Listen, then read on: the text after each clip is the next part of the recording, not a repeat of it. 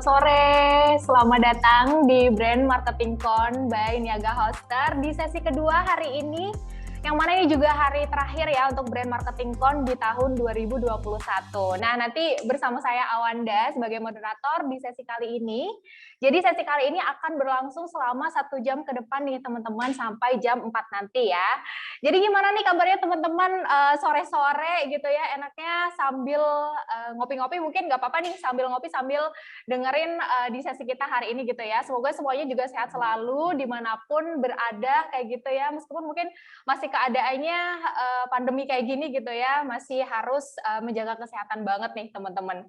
Anyway, kalau misalnya mau kenalan boleh banget nih, langsung aja nih tulis aja nama, terus habis itu asal juga boleh gitu ya di kolom komentar kita gitu. Siapa tahu nih nanti ada dari teman-teman daerah-daerah lain gitu kan, jadi bisa saling kenalan kayak gitu ya. Jadi hari ini seperti yang kita janjikan selama 1 jam ke depan kita bakalan bahas materi yang menarik banget dan juga pastinya sudah kita tunggu-tunggu di Brand Marketing Con by Niaga Hoster ini. Yang mana Brand Marketing Con by Niaga Hoster ini sudah tahun kedua diadakan oleh Niaga Hoster gitu ya.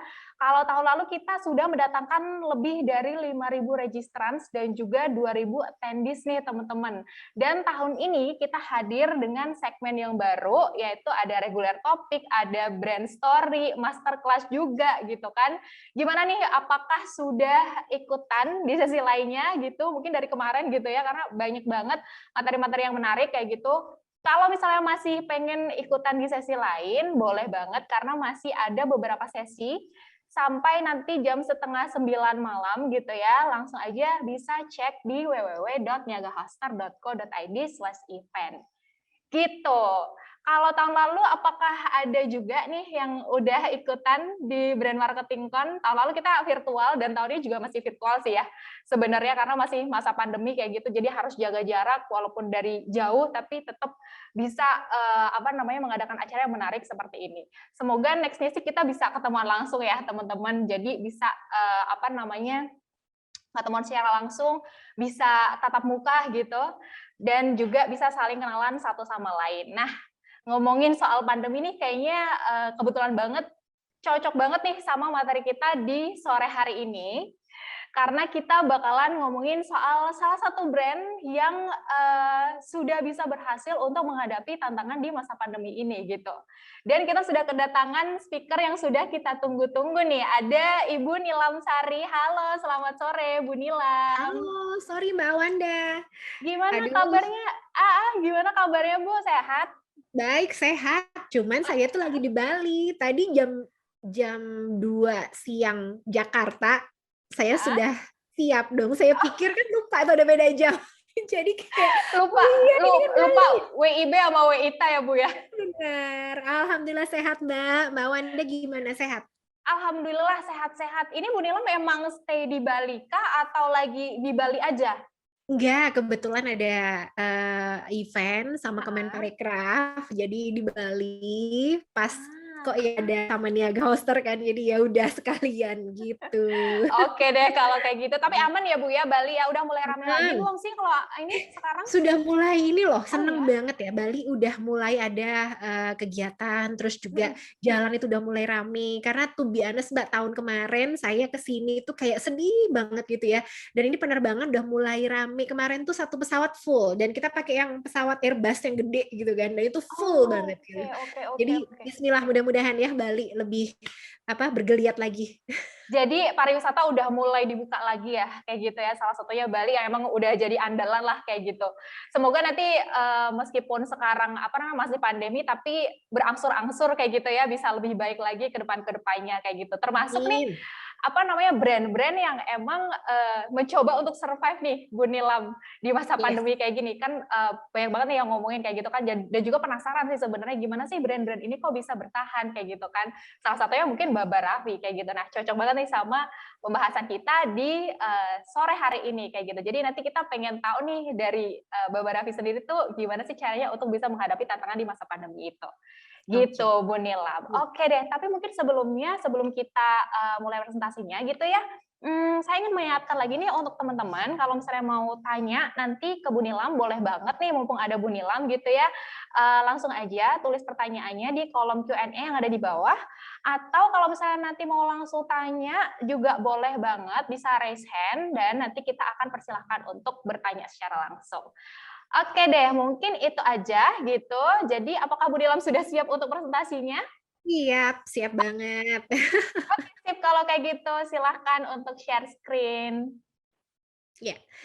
Ya, selamat siang semuanya. Sebelumnya terima kasih kepada Niaga Hoster sudah mengundang saya hari ini gitu ya. Aduh senang banget nih jadi part of Niaga Hoster karena to be honest, semua kebutuhan online saya juga, apa namanya, make jasanya dari Niaga Hoster ya, termasuk dari website dan lain-lain.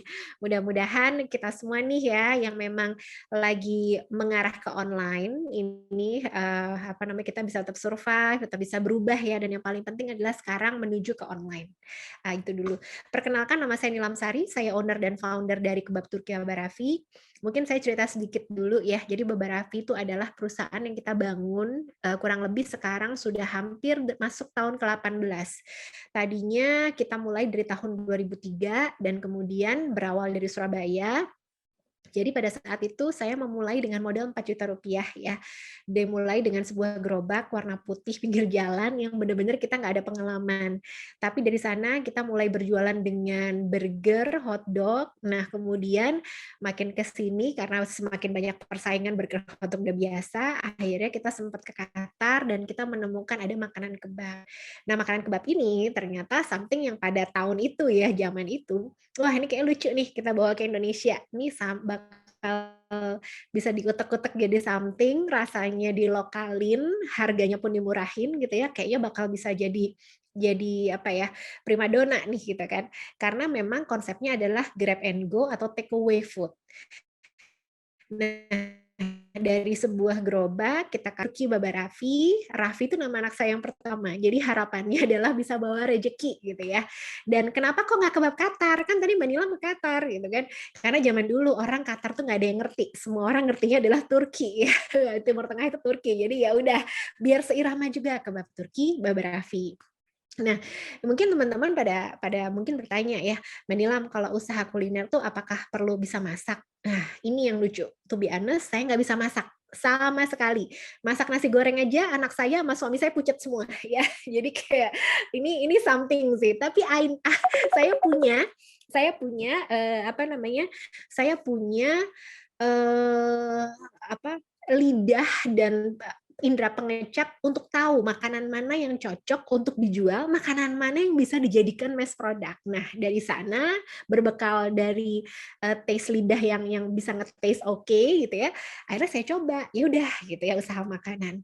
Nah, kemudian setelah bergulir dari satu gerobak jualan burger awalnya ya, kemudian kita tambahin kebab gitu dan dari satu gerobak bertambah jadi 2 gerobak, bertambah jadi 3 gerobak hingga di tahun pertama kita punya 5 gerobak. Dan kemudian tiba-tiba nih banyak banget nih orang-orang yang mulai nanya, Nilam, boleh nggak kalau aku buka kebab? Tapi aku kasih nama Umi Awanda. Oh ya rapopo, boleh wes sopo wae gitu. Mau Umi Awanda, mau Umi sopo, mau apa Baba Paijo ya rapopo gitu. Pokoknya beli gerobaknya sama aku ya, beli bahan bakunya sama aku. Di zaman dulu mah gitu aja Mbak mikirnya. Yang penting adalah saya dapat masukan tambahan gitu kan, dan itu kan dapat keuntungannya dikit tapi putarannya lumayan gede ya, kita pikirnya gitu aja. Nah ternyata yang kita lakukan itu kita juga baru ngeh, oh itu adalah part of yang namanya business opportunity, itu adalah part of yang namanya kemitraan. Nah one step ahead dari sana, waktu kita juga kan biasa kursus-kursus, kuliah-kuliah, ikut short course gitu ya, ikut pelatihan, zaman dulu kan seneng banget ya, oh ternyata ada yang namanya franchise. Wah, kalau franchise nih kayaknya lebih keren nih istilahnya, udah bahasa Inggris gitu ya. Tapi juga kok McD, KFC tuh nyebut dirinya franchise. Franchise itu apa sih gitu kan. Nah, setelah kita memenuhi dari syaratnya franchise tadi, di syarat franchise itu ya ada bisnis harus lebih dari 5 tahun, punya outlet lebih dari 5, sudah terbukti sistemnya, ada hak kekayaan intelektual yang didaftarkan, sudah berbentuk PT, dan kemudian punya sistem yang sudah proven. Ya, nah itu kita kemudian mendaftarkan untuk franchise. Nah, itu dalam perjalanannya ya, akhirnya kita daftarkan franchise, dan kemudian kita ikut yang namanya Asosiasi Franchise Indonesia atau AFI, kita juga mendaftarkan STPW atau Surat Tanda Pendaftaran Waralaba, akhirnya kita go franchise di seluruh Indonesia. Nah, memang Mbak Raffi itu kalau kelihatannya diceritain cepet ya, tapi itu sebenarnya lama juga sih, tahunan gitu. Karena kita udah hampir 18 tahun ya. Jadi setelah berkembang tuh dari Surabaya, kita buka di Malang, kita buka di Jogja, kita buka di Kalimantan, kita buka di Sulawesi, hingga akhirnya tahun 2008 kita mulai pindah ke Jakarta. Kantor kita pindah dari Surabaya, kita pindah ke kantor pusat. Wah, saya jadi menuhin Jakarta ya, macet-macetin Jakarta, saya pindah jadi orang Jakarta.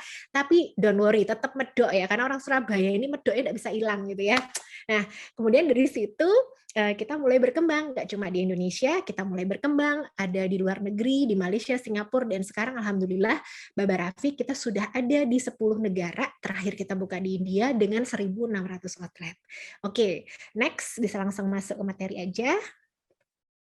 Itu ya, tadi sekilas Mbak Raffi ya. Nah ini kalau kita ngomong nih inovasi, hari gini kan semua orang berinovasi ya.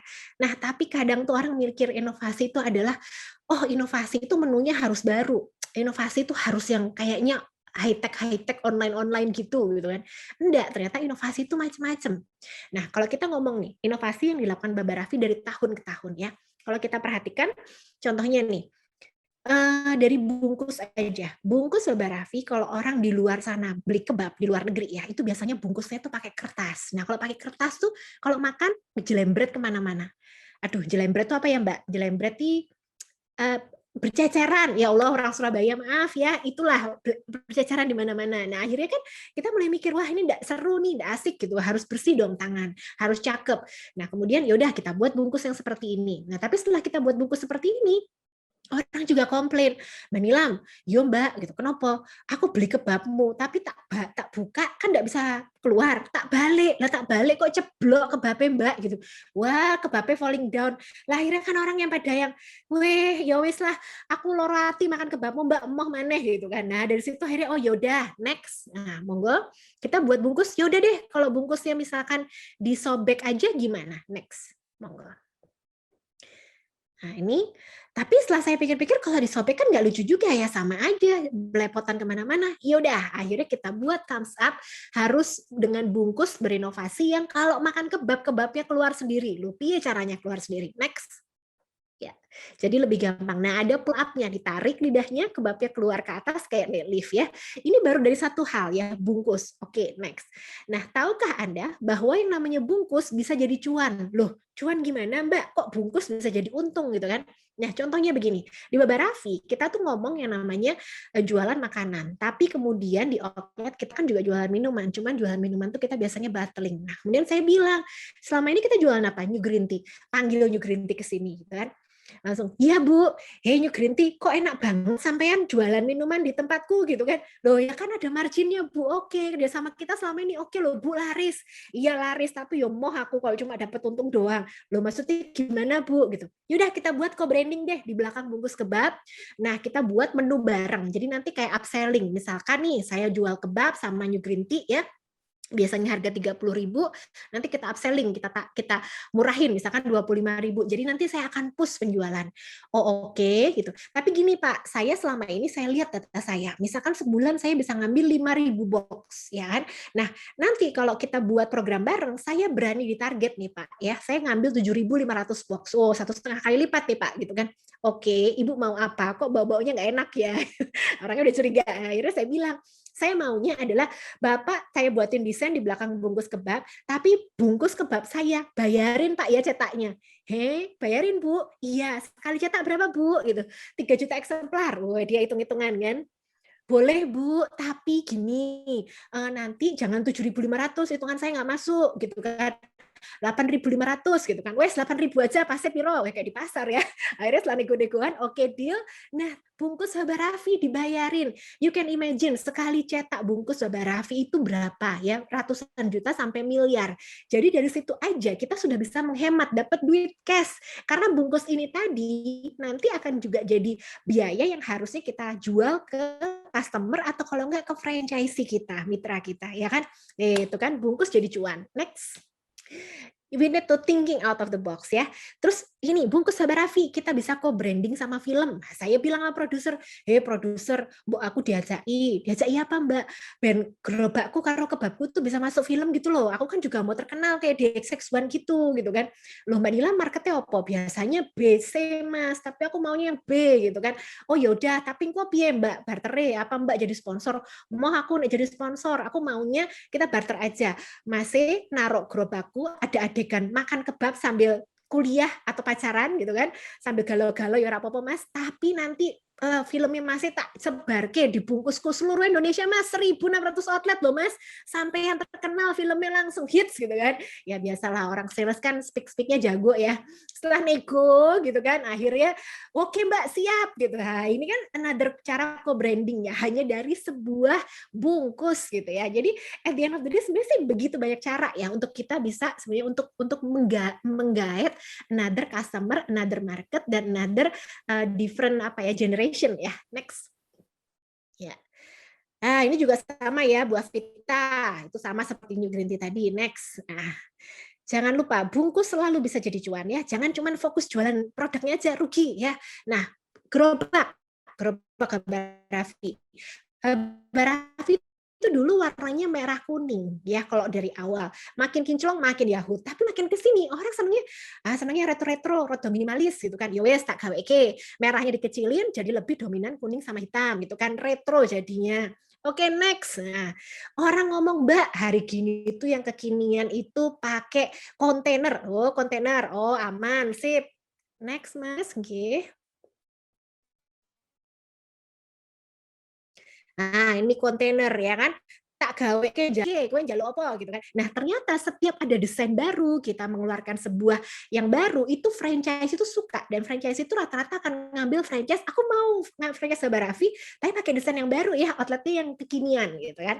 Nah, makin ke sini nggak cuman retro dan minimalis ya, orang juga ngomong industrialis gitu kan. Ketokane yang desain-desain tuh harus is minimalis industrialis ya.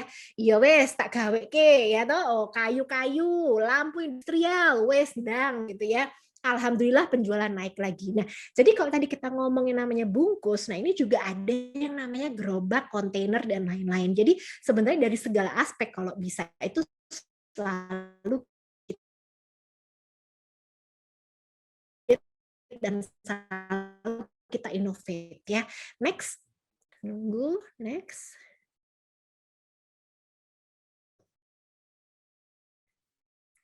Oke, nah ini adalah outlet yang di Belanda ya. Jadi kita ada outlet di Belanda. Oh, keklik 2 kali. Nah itu biasanya kalau di Belanda kita menjualnya jenis makanan sehat. Jadi kalau di Belanda itu dia pakai tortillanya cassava. Nah tortilla cassava itu gluten free. Di sana mereka suka sesuatu yang bersifat lebih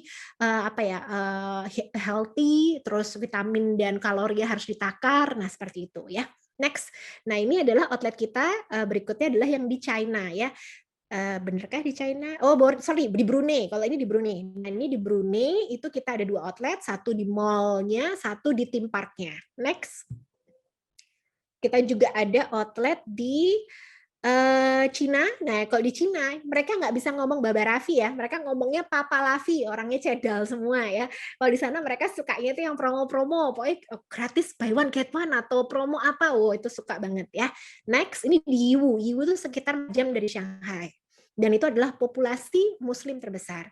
Ini juga ada di Malaysia. Malaysia itu kita punya 40 outlet under 2 brand ya. Satu brand kontainer kebab, satunya Baba Raffi. Anda you go to Bukit Bintang, mau ke Putrajaya, mau ke Tesco itu ada ya. Jangan lupa colek kita, difotoin dan di-tag ke Instagram kita ya. Terima kasih. Next. Oke. Nah, ini di Filipina ya, di Filipina kita ada di Manila, rata-rata kita punya 16, kalau di Filipina tuh pakai kayak saus barbecue, saus lemon, mereka main saus-sausan ya. Next. Nah, ini adalah outlet kita di Singapura, ada satu di MDIS ya, itu di Universitasnya Kaesang katanya. Next. Nah, ini juga ada di Bangladesh. Nah, Bangladesh itu termasuk yang paling bagus karena kita mainnya dengan grup besar. Di sana itu kita udah ada 20 outlet hanya dalam 1,5 tahun dan kita menjadi sponsorship untuk tim rugby mereka di sana. Ya, next. Oke. Nah, makin ke sini kita juga juga juga mulai main nggak cuma sekedar outlet ya, kita juga main frozen gitu ya, frozen kebab. Next. Frozen ini enaknya adalah lebih simple ya dan kita menjualnya juga dengan paket reseller. Next. Nah, ini yang paling penting, mungkin saya diminta gitu ya. Mbak Nilam jangan lupa ngomong piye caranya bertahan di era corona seperti ini gitu kan. Nah, ini kayak masalah semua orang ya. Pusing-pusing banget siapkan Panadol, Yorapopo gitu ya, namanya juga kita menghadapi hidup kan cobaan ya. Kalau apa kalau nasi liwet ya dicobain bukan cobaan ya kan. Nah, jadi gini, kalau di Baba Raffi ya, yang namanya apa bagaimana kita menghadapi corona itu sebenarnya sudah dari tahun 2019. Saya sudah mulai melihat apa ya bahwa pergerakan ekonomi itu melemah ya.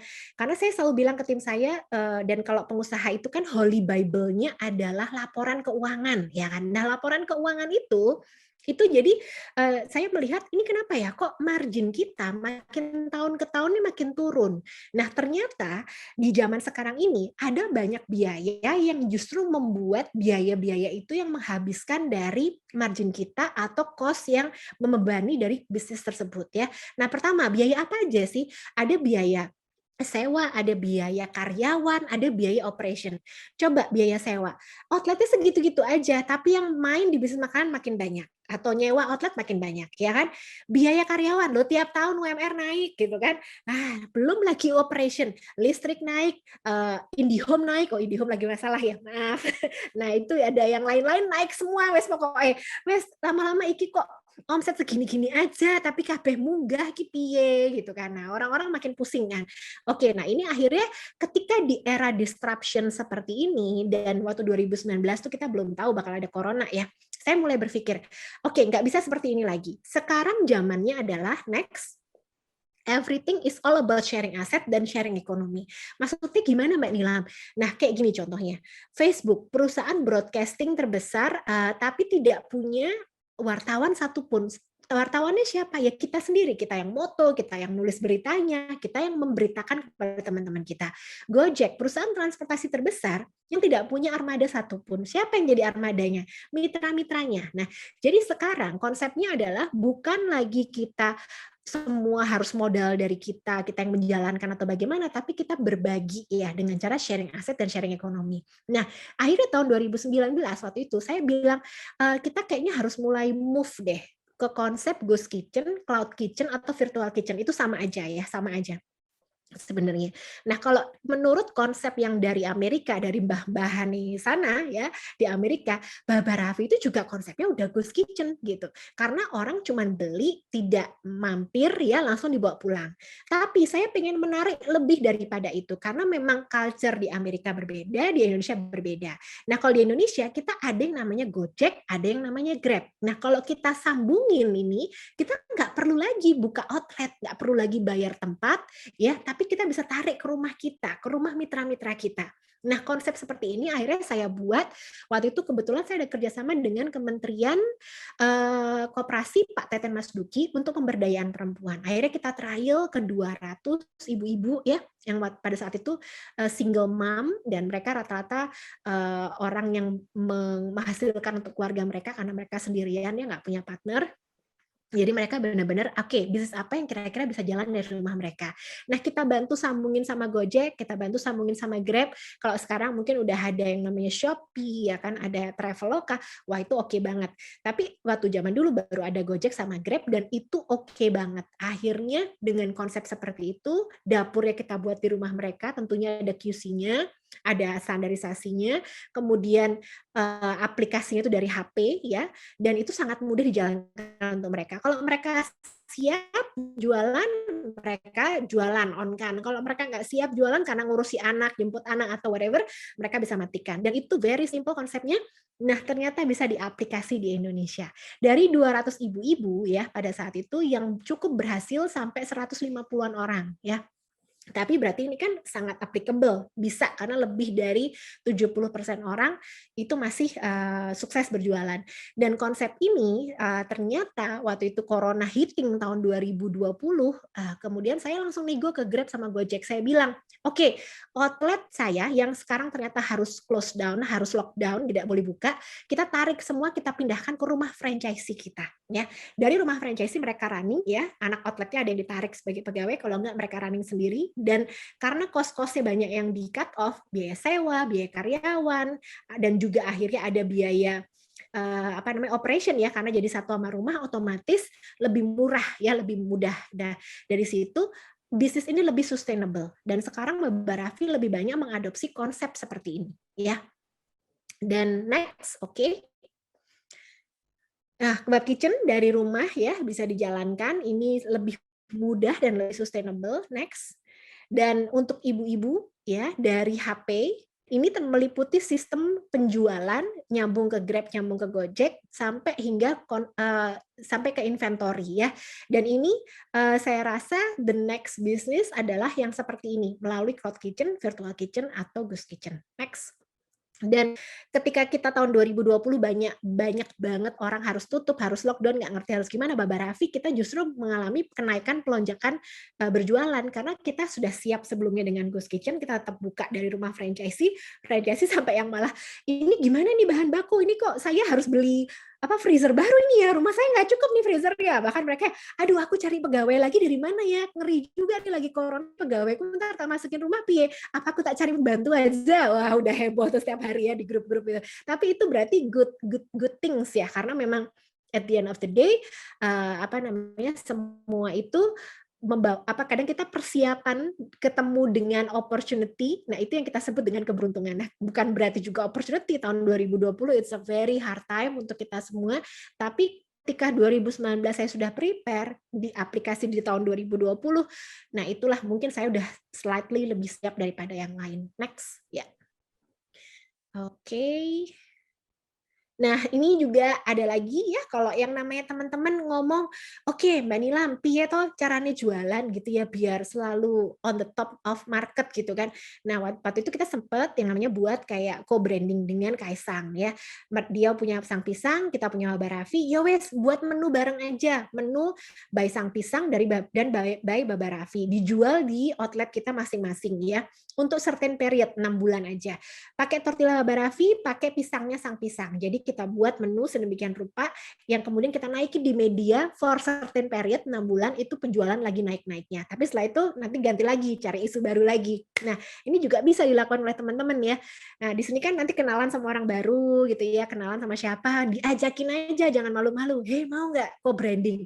Nek, co-branding kita sukses kan lumayan, salesnya dapat cuan gitu ya. Sip, next. Nah, ini juga salah satu co-branding lagi ya, Bukalapak dengan Baba Raffi.